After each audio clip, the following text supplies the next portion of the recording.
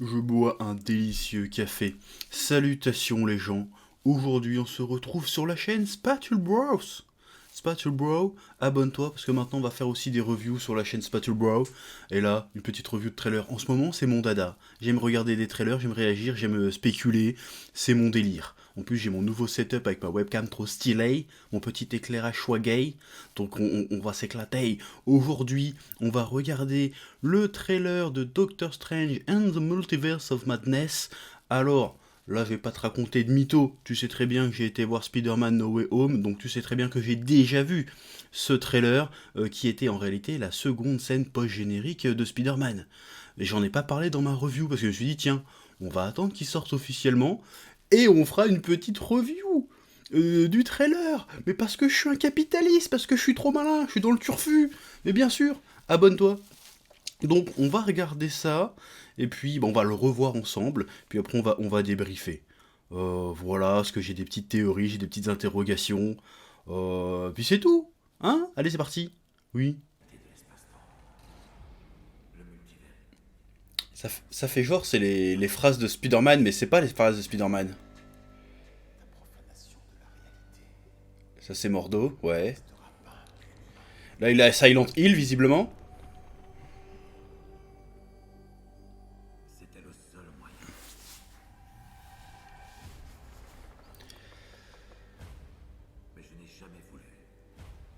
Ça c'est le méchant Strange. Ok, ok, elle est de retour elle aussi.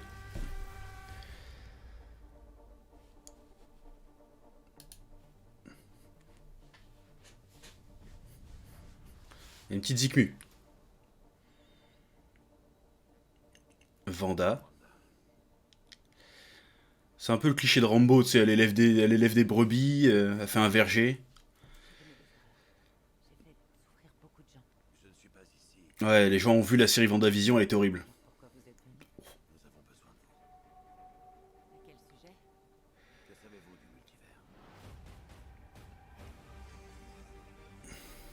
Il y a des visuels sympas quand même, hein. Je suis navré, Steven. J'espère que tu comprends. Le plus grand péril qui menace notre univers,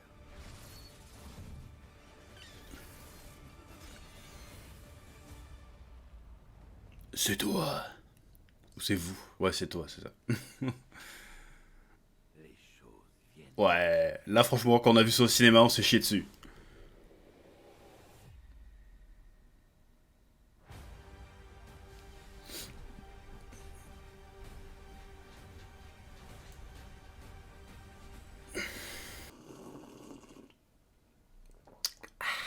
Ouais, j'ai une tasse Harry Potter.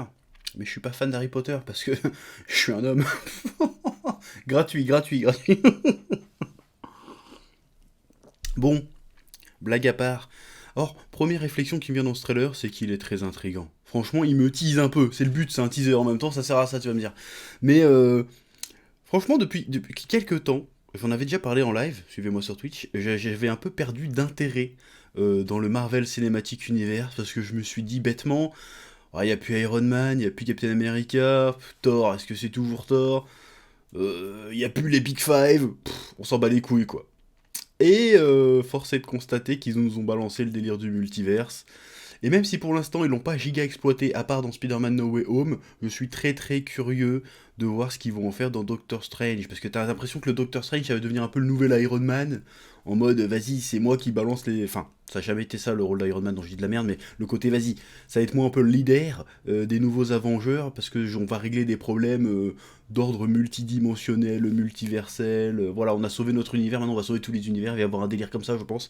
Donc on essaie de remettre un peu de Doctor Strange au centre du bordel. Et je dis pourquoi pas. Moi le délire multivers, bon ça va certainement être que du fanservice à la con, mais ça va marcher. Je t'ai dit, moi quand j'ai vu, je spoil Spider-Man No Way Home, hein, tant pis pour ta gueule, quand j'ai vu Spider-Man No Way Home, à un moment donné j'étais la pute du film. Voilà, alors que le film en vrai, tu réfléchis 2 secondes, il est un peu éclaté, mais quand il y a des scènes comme ça, tu fais ah, ah tu vois. Donc je suis un fanboy finalement. Bref, la première question que je me pose, et j'ai l'impression qu'ils essayent de jouer là-dessus en termes de com, c'est ils essayent de nous faire croire, je pense, que c'est la suite directe de Spider-Man No Way Home. Genre, ouais, le sort que t'as balancé et qui a fait dérailler le multiverse pour aider Peter Parker, finalement, bah, ça a eu des plus grosses conséquences que ce que tu crois. Et en fait, je pense que c'est une fausse piste. Parce qu'en fait, à la fin, ils ont réparé les histoires. Donc pourquoi tout de suite il y aurait des conséquences? Et pourquoi les conséquences seraient seulement sur Strange?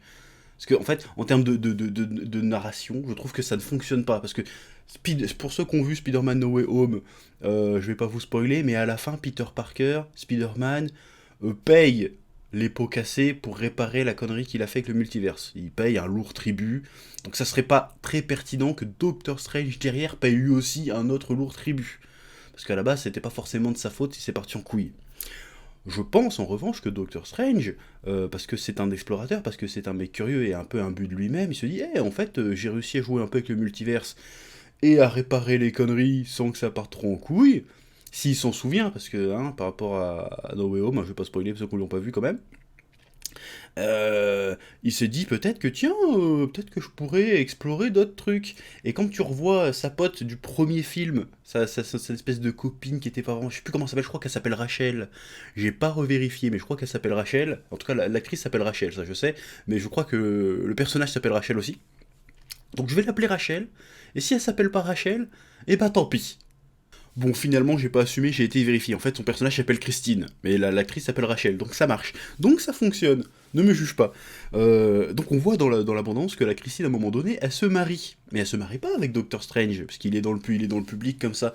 Donc peut-être que le gars, il se dit « Ah, j'ai un petit peu de regret d'être passé à côté de ma love story avec ce personnage. Peut-être, vu qu'on est dans un multiverse, peut-être qu'il y a peut-être moyen que je dégote un univers ou que je regarde ce qu'aurait été ma vie si j'étais resté avec cette fille-là. Peut-être qu'à un moment donné, c'est ça qu'il va faire, et à ce moment-là, il va peut-être tricher, il va être tenté de tricher, il va tricher pour se retrouver avec cette fille, et il va y avoir des couilles. Et là, il y aura des conséquences à ce qu'il a fait. Je pense qu'on est dans un délire comme ça, parce que ce soit les conséquences directes de No Way Home, pour moi, c'est pas logique. Je pense qu'en fait, No Way Home, ça va être l'introduction de Stephen Strange, pardon, c'est vrai que c'est Steven qui dit dans les films, par rapport à son exploration du multivers. Je pense que c'était l'étape 1, là il va passer à l'étape 2, et ça va partir un petit peu en couille, très certainement. Je pense qu'on part sur un délire comme ça.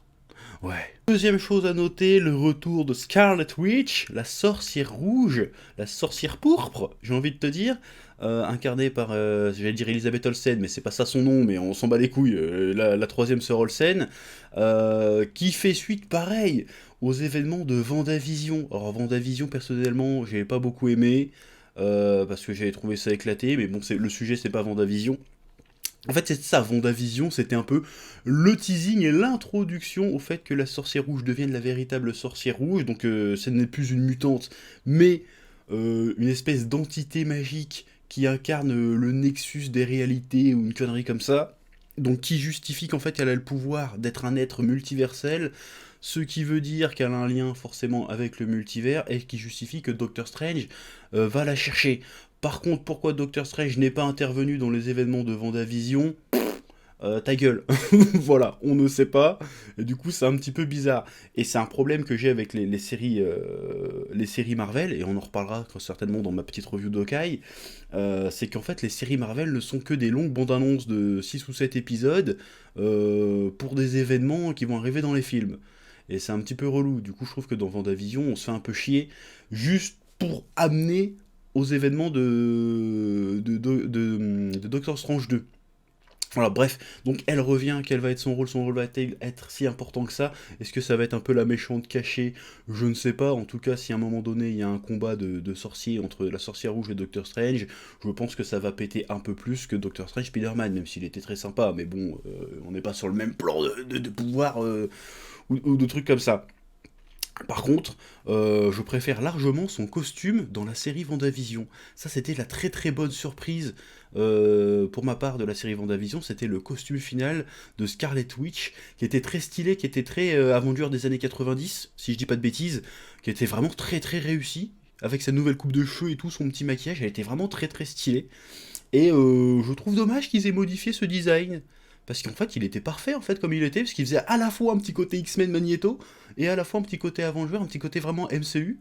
Et là, ils ont un petit peu changé, et je trouve que même sa tiare, là, sa couronne, va moins avec ses cheveux lisses, alors qu'on avait les cheveux un petit peu bouclés, coiffés en arrière, ça faisait stylé. Ça faisait un peu sorcière, ça faisait bien, j'aimais bien le délire. Là, ils ont un peu changé ça, je trouve ça un petit peu dommage. En tout cas, je suis très content de la revoir dans Doctor Strange.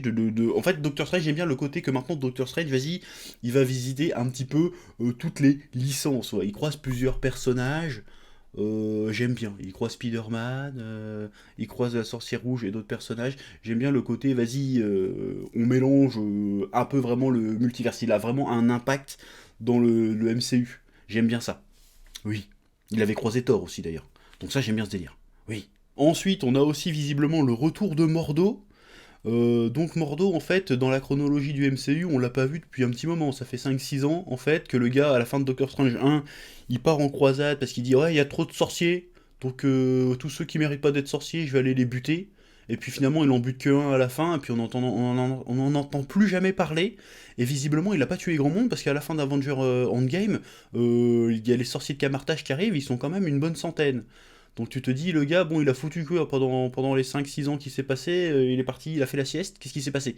Donc j'imagine qu'on aura la réponse dans ce film-là, hein, parce que sachant qu'il était quand même déter, le Mordo, il a dit, ouais, Doctor Strange, en fait, il fait de la merde, il respecte pas les règles, les sorciers font n'importe quoi, il y a trop de magie, vas-y, je vais buter les gens, et puis tout d'un coup, en fait, on l'entend plus parler, puis là, il est de retour, quel va être son rôle, parce que normalement, c'est quand même le rival de Doctor Strange dans les comics.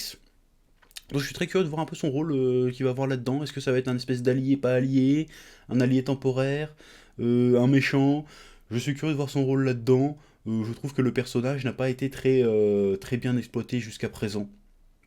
Donc pourquoi pas le faire revenir et en faire quelque chose. Oui, et pas juste le mettre là parce que bah, ça personne Doctor Strange, donc il apparaît que dans Doctor Strange. Voilà, oui. Ensuite, nous avons bien évidemment des nouveaux personnages qui apparaissent. Alors, il semble déjà avoir un variant de Christine qui à un moment donné dans le trailer aux côtés de Doctor Strange et d'America Chavez, on va en parler d'America Chavez. Donc est-ce que le variant de Christine ça va être le personnage de Cléa, sachant que le personnage de Cléa dans l'univers de Doctor Strange, si mes souvenirs sont bons, parce qu'à une époque j'étais un gros lecteur de comics, je lisais tous les comics qui me passaient sous la main, donc voilà. Il me semble que Cléa c'est une princesse, une connerie comme ça, c'est un personnage qui habite pas dans notre univers, mais qui est dans un micro-univers, un truc comme ça je crois. Donc c'est un être plus ou moins multiversel aussi, si je me souviens bien, et qui a été longtemps la fiancée de Doctor Strange, et à un moment donné elle se fait buter par je sais pas qui. Je spoil le comics, mais je m'en bats les couilles, t'as qu'à les lire. Et il y a le nouveau personnage. Donc je suis curieux de voir comment ça va se passer. Est-ce qu'il va avoir une espèce de romance avec un variant de sa pote Christine, qui s'appelle Cléa, du coup, qui serait très différente, mais vu qu'elle ressemble, vas-y, fantasme, poupée gonflable chelou, ouais, je pars dans des bails sombres, oublie ce que je viens de dire. Et il y a America Chavez. Alors, America Chavez, c'est un personnage assez récent à l'échelle de Marvel Comics. Je crois que le personnage a une dizaine d'années. Alors en vrai, c'est une itération de Miss America qui était une espèce j'ai envie de dire c'est une espèce de Captain America féminine, mais c'est pas trop ça, c'est plus une espèce de Wonder Woman féminine Captain America, parce que c'est un personnage qui avait des pouvoirs quoi, qui pouvait voler, qui avait une super force et qui s'appelait Miss America. Et donc a évolué avec le temps, qui est devenu America Chavez, qui est un autre personnage, mais qui est inspiré de ça. Et c'est un personnage qui a des pouvoirs multiversels, c'est-à-dire qu'elle balance des étoiles qui font des portails, des Stargate. A fait des portails dimensionnels, donc elle se trimballe d'univers en univers, et il me semble qu'elle vient pas de l'univers 616 dans les comics. Il me semble qu'elle vient d'un autre univers, et qu'elle se balade d'univers en univers pour faire des bails, et qu'elle peut balancer des grosses attaques de bâtard avec ses étoiles. Donc je suis curieux de voir ce personnage-là. Est-ce que c'est un personnage Marvel qu'on a forcément... Ça fait pas partie des personnages classiques qu'on a forcément envie de voir en tant que fan de Marvel, mais en même temps, j'ai envie de dire, tous les personnages classiques ont été exploités. Bon, sauf tout ce qui est 4 Fantastiques, X-Men, Wolverine, Ghost Rider, tout ça, qu'apparemment on a choisi de mettre de côté. Quoique Ghost Rider était dans Agent of Shield, donc je dis des conneries. Mais pourquoi pas mettre ce personnage-là, étant donné que c'est un personnage qui a des pouvoirs multiversels, ça peut être tout à fait pertinent de la mettre là. Après, je connais pas le personnage plus que ça, je suis très curieux de voir ça va être quoi son rôle. Est-ce que ça va être une espèce de sidekick de Doctor Strange? Est-ce que ça va être une meuf qui va être là pour arrêter Doctor Strange? Je ne sais pas. On verra bien, en tout cas, pour l'instant le personnage ressemble. En même temps, c'est pas dur de faire le costume d'America Chavez, hein, c'est-à-dire tu mets une meuf en jean avec une veste en jean avec une étoile derrière, ça passe en fait. Oui, et des boucles d'oreilles. J'ai pas vu s'il avait mis des grosses boucles d'oreilles, mais pourquoi pas? Oui. D'ailleurs, on a une scène où il y a un méchant qui semble être un méchant qui est en train de se faire éclater dans une grosse étoile. Bah là, c'est ça le pouvoir d'America Chavez en fait. Voilà. Et la grosse question que tout le monde se pose en réalité par rapport à ce trailer et qui a excité plein de gens, c'est pour ça que je te disais quand on voit le Docteur Strange méchant d'arc gothique, à la fin on s'est un peu chié dessus dans le cinéma parce qu'on se dit quel est le lien de ce film Doctor Strange Multiverse of Madness avec la série What If qu'on a eue sur Disney+. Que je rappelle pour ceux qui n'ont pas vu la série What If, je vous la spoil, il y a un personnage récurrent dans la série What If qu'on appelle Doctor Strange Suprême, qui est un variant de Doctor Strange dans lequel il a essayé d'utiliser l'œil d'Agamotto et la pierre du temps pour essayer de sauver Christine de l'accident de voiture. Parce que dans son univers à lui, quand il part à la soirée de gala et qu'il a son accident de voiture, il n'est pas seul dans la voiture, il est avec Christine, et Christine clams. Et du coup, des années après, il découvre la magie, et il essaye de la faire revenir, il essaye de la sauver, il réessaye, et à force, il nique le flux du temps, et du coup, le gars, il décide de partir au fin fond du cosmos pendant des milliers d'années pour absorber les pouvoirs de je sais pas combien de créatures mystiques. Et ça devient un putain de sorcier suprême de ouf. Et le gars, il décide quand même de vas-y, je vais altérer le multivers, je n'ai rien à foutre. Et il détruit son univers. Et à la fin, il y a le gardien qui le voit et tout. Bref, un des meilleurs épisodes de What If, qui est une série assez médiocre quand même. Ouais, je suis très médisant avec les séries Marvel, on en reparlera. Mais c'était un des meilleurs épisodes de série What If et un des meilleurs personnages de série What If. Donc la question qu'on se pose est que le variant de Doctor Strange qu'on voit dans ce trailer est le Docteur Strange suprême. Et il y a pas mal d'indices qui nous disent que, ouais, très probablement. Parce que on a des scènes dans le trailer où Doctor Strange il balance des grosses tentacules, il se bat contre des monstres chelous, et ça ressemble pas mal au sort qu'utilise le Docteur Strange suprême qu'on a dans la série What If. Donc, est-ce qu'on revient à ce que je disais, que finalement les séries Marvel ne sont que des gros teasers pour les films? Visiblement oui, si c'est vraiment ça. Et la deuxième question qu'on se pose, c'est si c'est vraiment lié avec What If, est-ce qu'on va avoir le gardien? Est-ce qu'on va avoir Watu? Parce on l'a vite fait vu dans les films, enfin c'était peut-être pas forcément Watu, on l'a vu vite fait, on a vu les gardiens vite fait dans, comment ça s'appelle? Bah dans les gardiens de la galaxie justement, enfin le Watcher en anglais. Est-ce qu'on va avoir du Watu? Est-ce que le Doctor Strange, dans ce film, va visiter plein de multivers? Il y a plein de rumeurs sur les différents caméos qu'il pourrait y avoir. Apparemment, on va avoir du caméo de Professeur Xavier de la Fox. Alors, on ne sait pas si ça va être Patrick Stewart ou, comment il s'appelle? James McAvoy, c'est ça.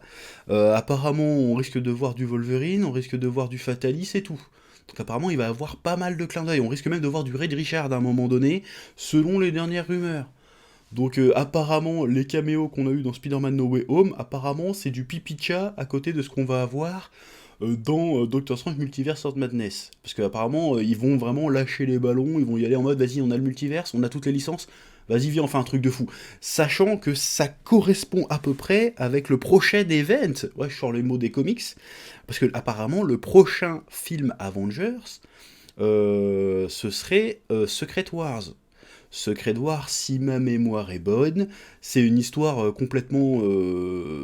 c'est un des premiers events Marvel hein, dans l'histoire des comics, si je dis pas de conneries, où t'avais tous les personnages Marvel qui étaient mélangés au même endroit. Et ce qui se passait, si je me souviens bien encore une fois, parce que c'est un truc que j'ai lu il y a très très longtemps, j'étais encore au lycée quand je l'ai lu ce truc-là, en plus c'était vieux dessin, donc fallait y aller, c'est en fait, je crois que c'était le Beyonder, ou un méchant de Marvel méga balèze, qui décide de kidnapper tous les héros de la Terre, et pas que de la Terre d'ailleurs, et de les mettre dans une dimension spéciale qui s'appelle le Battle World, si je me souviens bien encore une fois, donc s'il y a des fans de comics vous me corrigerez, et en fait tous les héros ils font plus ou moins des équipes, vas-y foutez-vous sur la gueule, t'as tous les méchants, t'as tous les héros, foutez-vous sur la gueule, et c'est ça qui s'est passé, c'est ça l'histoire en gros.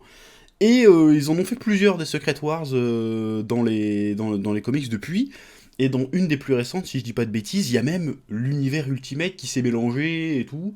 Et suite à cet univers, ce Secret War, l'univers Ultimate s'est mélangé avec l'univers 616, ça fait que Miles Morales était dans l'univers 616. Voilà. Donc c'est pas impossible qu'ils nous sortent une connerie comme ça, pour une espèce de faire à la fin de Secret Wars, une espèce de reboot du MCU, pour remettre les X-Men, pour remettre les 4 Fantastiques, pour remettre tous les autres personnages qu'ils n'ont pas encore qui n'ont pas pu encore intégrer dans le MCU. C'est pas impossible. Moi, c'est ça que ça me fait penser. Parce que si tu vois que chaque film est une pierre vers l'étape suivante, bah, au bout du bout, t'as Secret War, et au bout du bout de Secret War, normalement, bah, t'as une espèce de reboot du MCU. Parce qu'ils vont pas tourner 20 ans avec les mêmes personnages. Donc ils vont peut-être justifier, vas-y, on va recaster tout le monde, et hop, on repart à zéro. C'est pas impossible qu'ils fassent une connerie comme ça. Bref, sinon, qu'est-ce que je voulais rajouter? Eh ben, je voulais rajouter que, bon, c'est réalisé par Sam Raimi. On a quelques beaux visuels, mais on n'a pas eu dans la bande-annonce, parce qu'après c'est qu'une bande-annonce, on n'a pas encore eu de... Tu sais, de plans un peu chiadés, de mouvements de caméra stylés, d'enchaînements un peu swag comme on avait dans les Spider-Man et dans Evil Dead aussi, parce que je ne connais pas énormément la filmographie de Sam Raimi en réalité. J'ai vu Evil Dead, j'ai vu Xena, il a fait quelques épisodes de Xena parce que Xena c'est trop bien. Je déconne pas. Euh, et il a fait bah, les Spider-Man. Et les Spider-Man, putain, ils sont incroyables, les Spider-Man. Je regarde tous les jours, là, depuis que j'ai été voir No Way Home, je regarde les scènes de combat, elles sont incroyables dans les films de Sam Raimi. Donc pour l'instant, on n'a pas eu trop ce... On sent pas une réalisation de Sam Raimi très inventive et tout. En tout cas, il y a de très beaux visuels. Franchement, c'est très joli. Et je suis très curieux de voir ce que Sam Raimi va faire avec tout ça. Parce que là, on a enfin un vrai réal sur un film Marvel. Bon, on a eu la meuf pour les Éternels, mais j'ai pas vu les Éternels encore. Mais là, on a un vrai réal chevronné et tout sur un film Marvel. J'espère qu'ils vont le laisser faire des dingueries avec le concept qu'il a là. Multiverse et tout, les pouvoirs magiques, le gars, il a une imagination débordante, il y a moyen de faire des dingueries.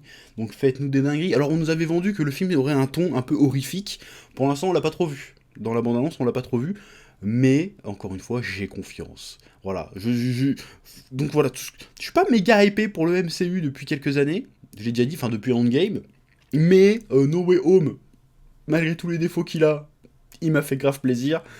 Et Doctor Strange, je suis très curieux de voir la suite. Donc je suis un petit peu hypé quand même.